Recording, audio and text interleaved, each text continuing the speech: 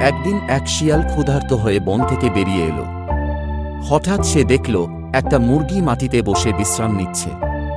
শিয়াল মনে মনে ভাবল, এবার তো মজাই মজা। সে মুরগির কাছে গিয়ে বলল, ওহে মুরগি, আমি রাজ্যের দূত, রাজা তোমাকে আমন্ত্রণ পাঠিয়েছেন, তুমি আমার সঙ্গে চলো। মুরগি মুচকি হেসে বলল, সত্যি? বাহ, তা তো খুব ভালো খবর। কিন্তু ওই যে পেছনে কুকুর আসছে, রাজাও কি তাকে ডেকেছেন?